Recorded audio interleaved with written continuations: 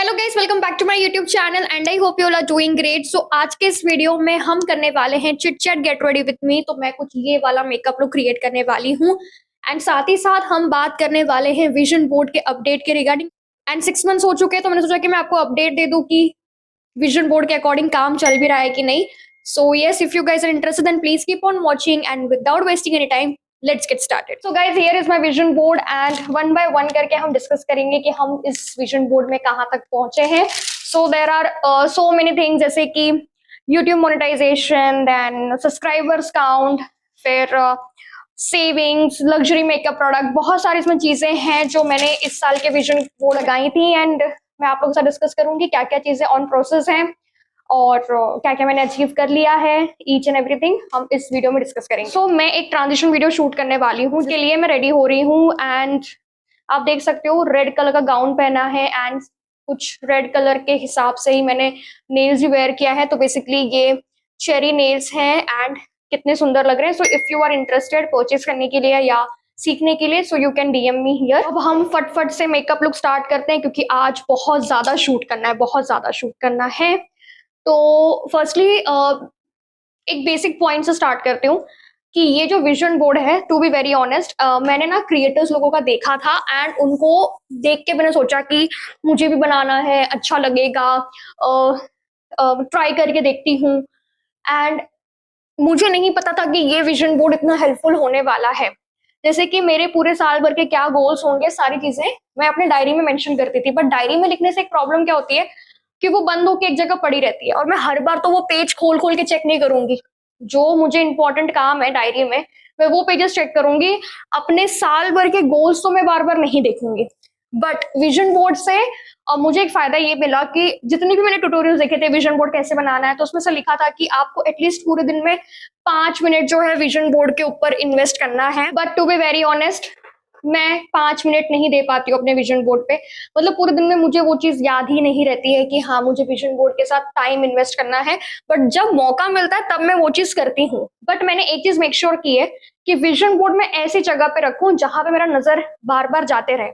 और ये चीज काफी हेल्प भी की है क्योंकि जब ऐसा मुझे लगता है कि आज शूट करने का मन नहीं है या आज लो फील हो रहा है या कंटेंट बनाने का मन नहीं कर रहा है एंड सडनली मैं अपने विजन बोर्ड को देखती हूँ तो ऐसा याद आता है नहीं नहीं ये सारे गोल्स पूरे करने हैं, काम तो करना पड़ेगा। एंड सडनली मेरा मूड एकदम पॉजिटिव हो जाता है और मैं अपना काम शुरू कर देती हूँ।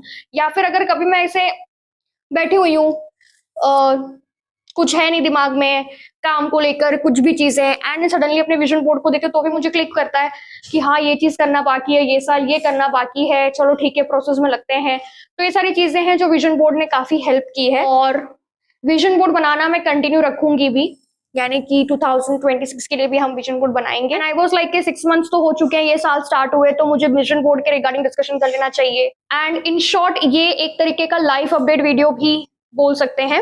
मैंने विजन बोर्ड यहाँ रखा है तो मैं रेफरेंस के लिए यहाँ देखती रहूंगी। So firstly let's talk about YouTube monetization. So मैं ये बोल सकती हूँ कि नंबर्स क्लियर नहीं बताऊंगी कि मैं मोनेटाइजेशन में कहाँ तक पहुंच चुकी हूँ, बिकॉज आई डोंट थिंक कि मुझे नंबर्स रिवील करना चाहिए। बस ऐसे ही, मैं नहीं चाहती कि मैं नंबर्स बताऊं। मैं ये बोल सकती हूँ कि we are in a growth phase, growth चली रही है एंड बहुत जल्दी ये न्यूज भी आ जाएगा जो मैंने अटैच करके रखा है अपने विजन बोर्ड पे रिगार्डिंग यूट्यूब चैनल मोनेटाइजेशन। तो यस, ये प्रोसेस में हूँ। एंड अगर आप एक स्मॉल क्रिएटर हो या फिर एक होता है ना कोई क्रिएटर्स एक दो वीडियो से ही बहुत ज्यादा फेमस हो जाता है, उनके क्राइटेरिया सारे फटफट पूरे हो जाते हैं, उनकी तो बात अलग है। बट कुछ कुछ लोगों को बहुत मेहनत करनी पड़ती है क्राइटेरिया पूरा करने में। तो वॉच टाइम लेकर आना अपने पेज पे is not an easy job. रोज कंटेंट सोचो कि ऐसा क्या लॉन्ग फॉर्म बनाऊं जो ऑडियंस के लिए एंगेजिंग हो, इज अ टास्क। एंड मुझे ना, मैं मतलब रात को रील्स, मैं जब रात को यूट्यूब स्क्रॉल करती हूँ तो मैंने देखा है कि कितने लोग लाइव आते हैं रात के टाइम पे, गर्ल्स भी हैं उसमें। एंड कुछ कुछ लाइव तो बहुत खतरनाक वाले होते हैं भाई, उसका तो सिर पैर ही नहीं होता। एंड कुछ कुछ मैं लड़कियों को देख रही हूँ आजकल, उनके सब्सक्राइबर्स ऐसे ही बढ़ते जा रहे हैं और वो कुछ नहीं करती, लाइव आती हैं और लड़कों से चैट करती हैं। एंड ठीक है, वो उनके लिए अच्छा है, गुड फॉर देम। बट मेरे लिए, मुझे ऐसे फेमस नहीं होना है। तो जरिया बहुत होता है आपको फेमस होने का या अचीवमेंट हासिल करने का, बट मेरे को ऐसा लगता है कि वो मेरे रूल्स में नहीं आता है, मेरे एथिक्स में नहीं आता है। तो यस, तो एक ये भी चीज़ है। तो वॉच टाइम गेन करना थोड़ा सा डिफिकल्ट टास्क तो है, बट मैं ये बोल सकती हूँ कि हम उस प्रोसेस में हैं एंड ओवरऑल चीज़ें काफ़ी सही चल रही हैं। लेट्स टॉक अबाउट, मैंने अपने विजन बोर्ड पे डॉग्स की फोटोज भी लगाई हैं, ताकि वो मुझे इंस्पायर करते रहे कि जो मैं ये फीडिंग का काम करती हूँ, देन उनका जो भी मेडिकल केयर होता है वो सारी चीज़ें मैं करती हूँ। उनका जो भी मेडिकल एक्सपेंस होता है, वैक्सीनेशन, स्टेरलाइजेशन, जो भी चीज़ें मैं करती हूँ वो मैं कंटिन्यू बेसिस पे कर पाऊँ, और इसलिए मैंने अपने विजन बोर्ड में डॉग्स की फोटोज़ भी रखी हैं। And to be very honest, मेरे को थोड़ा डॉग से ज़्यादा लगाव है, और अब है तो है, अब मैं कोई चीज़ डिनाई नहीं कर रही हूँ। एंड सबके अपने ओपिनियंस होते हैं, उस तरीके से मेरे भी अपने पर्सनल ओपिनियन है, सबके ओपिनियंस की इज्जत होती है, तो मेरे ओपिनियंस की भी इज्जत होनी चाहिए। तो बेसिकली जब भी मैं फीड करने जाती हूँ तो मैं व्लॉग में कभी कभार दिखा देती हूँ, बट कभी कभी ऐसा हुआ है कि मैं यूट्यूब से गायब हूँ या इंस्टाग्राम पे गायब हूँ, कांस्टेंट कुछ पोस्ट नहीं कर पा रही हूँ। तो रीजन यही है कि कोई मेरा बच्चा उसमें से बीमार है, जिसके लिए हम डॉक्टर के पास आना जाना कर रहे हैं। कुछ लोगों को हम सेव कर पाते हैं, कुछ लोगों को हम सेव नहीं कर पाते, बट मैं ये सब चीजें सोशल मीडिया पे अपलोड नहीं करती हूँ।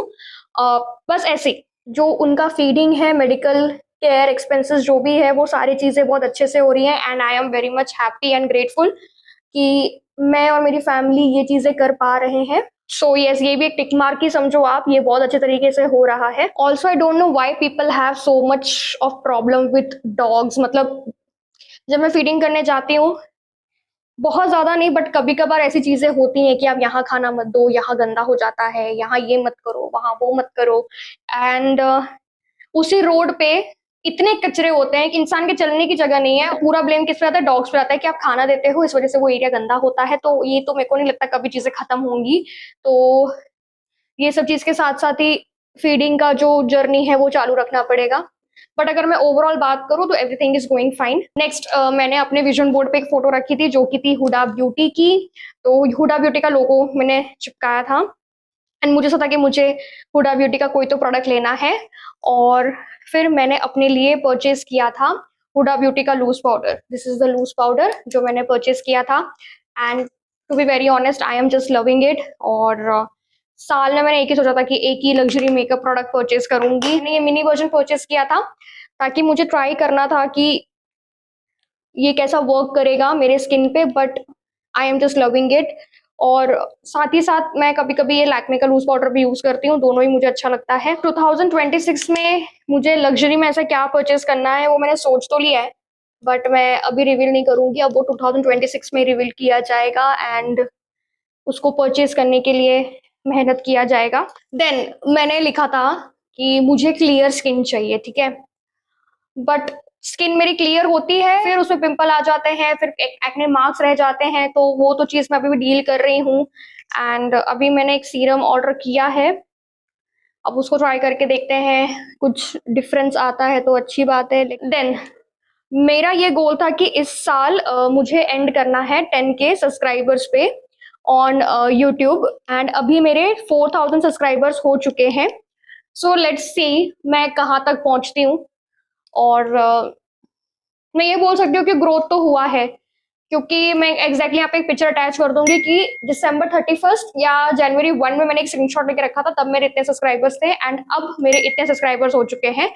सो आई होप कि जो साल का एंड है मैं एक अच्छे सब्सक्राइबर काउंट पे क्लोज करूंगी। अब आई डोंट नो 10K होता है या 10K नहीं होता है, क्योंकि कभी कभी ऐसा लगता है कि यार नहीं मैं कर लूंगी, बहुत इजी है, सब्सक्राइबर्स गेन कर लूंगी मैं, बट कभी कभी लगता है कि नहीं नहीं, इतना इजी खाने का काम नहीं है सब्सक्राइबर्स गेन करना। सो कभी सोचती हूँ कि ठीक है, काम करती हूँ तो अच्छे कंटेंट अपलोड करती हूँ, कंटेंट अपलोड करने में फोकस करूँ कि मैं अच्छे एंटरटेनिंग, या फिर ब्यूटी की बात अगर करूँ तो एजुकेशनल कंटेंट में अपलोड करूँ। And let's see. So currently we are at 4200 subscribers. And वही अगर मैं इंस्टाग्राम की बात करूं, एंड मुझे तो एक चीज समझ में नहीं आ रही है कि जब मैं विजन बोर्ड बना रही थी तो मैं किस धुनकी में थी कि इंस्टाग्राम पे मैंने सोचा था कि 10K सब्सक्राइबर्स मुझे चाहिए, 10K। एंड मेरे जो इंस्टाग्राम के सब्सक्राइबर्स है ना, वो ऐसे टस से मस नहीं हुए, उधर के उधर ही हैं। कुछ कभी 10 सब्सक्राइबर्स, कभी 10 फॉलोवर्स बढ़ते हैं तो 10 फॉलोवर्स कम हो जाते हैं। उसका ऑन एंड ऑफ कुछ ना कुछ चल ही रहा है। एंड इंस्टाग्राम पे ना अनफॉलो ज्यादा होता है एज कम्पेयर टू यूट्यूब। मतलब यूट्यूब पे ना बहुत रेयर है कि कोई आपको अनसब्सक्राइब कर देगा, बट इंस्टाग्राम पे ना अनफॉलो करना ज्यादा इजी है। ये चीजें बहुत कॉमन है इंस्टाग्राम पे। मतलब जब मेरी वो नवरात्रि वाली सीरीज में जब मेरा हेयर स्टाइल वायरल हुआ था, अभी उसके 9,37,000 व्यूज है, क्लोज टू 1 मिलियन है वो। उस टाइम मुझे अच्छे खासे फॉलोवर्स मिले थे और तब मेरा फॉलोवर्स काउंट हो गया था 5,600 समथिंग। एंड उसके बाद धीरे धीरे अभी मैं आ चुकी हूँ 5,300। तो यस, अनफॉलो भी होता है। एंड कभी कभी तो मैं कंफ्यूज हो जाती हूँ कि मैं क्या कंटेंट बनाऊं यार। मतलब नहीं बढ़ते फॉलोवर्स इतने इजीली, कब बढ़ेंगे, मतलब कब बढ़ेंगे मुझे पता नहीं। हाँ, बट मैंने सोचा था कि 10 के फॉलोवर्स हो, तो अभी तो 5,300 ही है। फॉलोवर्स बढ़े नहीं है, उल्टा मतलब ऑन एंड ऑफ होता है, कभी बढ़ जाते हैं कभी घट जाते हैं। तो लेट्स सी ये साल हम कितने पे क्लोज करते हैं। एंड एक और चीज मैंने नोटिस किया, ये ब्यूटी इंडस्ट्री या पता नहीं, मैं ब्यूटी में हूँ तो मैं ब्यूटी की बात करूंगी। बहुत सारे ऐसे इन्फ्लुएंसर्स हैं जिसने मुझे फॉलो किया था एंड तब उनके ना फॉलोवर्स ज्यादा भी नहीं थे। मतलब मैं और वो इन्फ्लुएंसर्स एक ही फॉलोवर रेंज में थे, बट सडनली उनके फॉलोवर्स बढ़ गए and which is good for them. अच्छी बात है, फॉलोवर्स तो बढ़ने ही चाहिए आपके, आप मेहनत कर रहे हो तो। बट उसमें क्या होता है ना, वो लोग अनफॉलो मार देते हैं बाद में। अनफॉलो मार देंगे, मुझे फॉलोअर्स अकाउंट से नहीं हटाएंगे। मैं तो यही बोल रहा हूँ कि देखो, जब तुम्हारा मन करेगा, मैं स्पेसिफिकली इन्फ्लुएंसर्स की बात करूँ, कि जब आपका मन करेगा मुझे अनफॉलो करने का, तो मेरे को फॉलोअर लिस्ट भी हटा देना, क्योंकि मैं इंटरेस्टेड नहीं हूँ आपको फॉलो करने में, अगर आपको ऐसे फॉलो अनफॉलो वाला गेम खेलना है तो। एंड ये एकदम मैं ऑनेस्टी के साथ बोल रही हूँ। मतलब आपने मेरे को फॉलो किया, मेरे को मैसेज किया डू फॉलो बैक, एंड मैंने फॉलो बैक दे दिया। अब सडनली आप एक हाइट पे पहुंच गए, तो आप किसको किसको फॉलो कर रहे हो, जिसके ना फॉलोअर्स रेंज आपके अकॉर्डिंग है, 50,000 फॉलोअर्स, 60,000 फॉलोअर्स, आप उनको ही अब फॉलो कर रहे हो।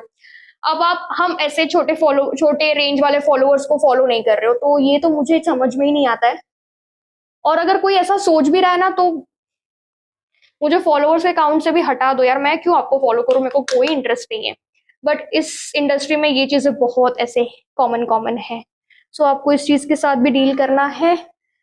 पहले तो ना मैं बहुत इरिटेट हो जाती थी, अब मैं इरिटेट नहीं होती, अब मेरे लिए कॉमन सी बात है। मैं सोचती हूँ कि भाई मार दे, अनफॉलो मार दे, मैं भी हटा देती हूँ, मेरे को भी कोई इंटरेस्ट नहीं है।